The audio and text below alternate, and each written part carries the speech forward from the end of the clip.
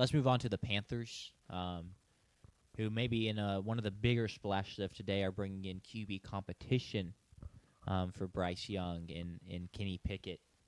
Getting, I think, a 1-year, $8 million deal to join the Panthers. No, I kid. The big move they made today is they signed Jaelan Phillips to a 4-year, $120 million deal. Maybe the most, I'll say he is the most, or was the most coveted edge rusher on the market. I was kind of thinking, like, do I want to give to him or do I want to give to Trey Hendrickson? But Trey Hendrickson's older, and this kind of money to me at least signals that he was the most coveted edge rusher in free agency because 4 years, $120 million is a very steep price tag for a bit of a younger edge rusher. He spent a while in Miami, was traded this season to the Eagles, and apparently the Eagles even tried to re-sign him, but they were outbid by the Panthers. The Panthers, well known. I mean, if you watched any of our mock drafts, we talked about it every time. They were in need of pass rush help, and this was kind of one of their ways of addressing it. So thoughts on this move for the Panthers? It was definitely a need, I can tell you that much. It may end up taking – they may still go with a defensive lineman, but we've mocked them both times drafting a defensive lineman. No, Sanders, who did you mock the Panthers taking?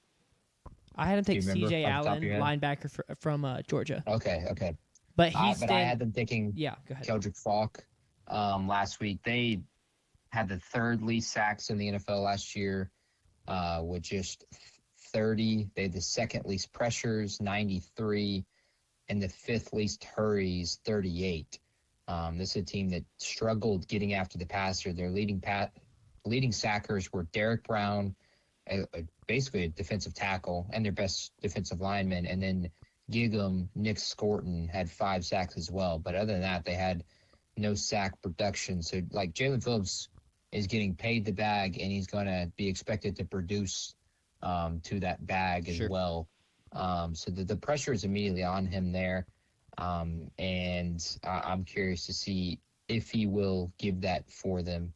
But he definitely was one of the more coveted edge rushers out here in free agency. And Carolina is not afraid to go and spend the money there.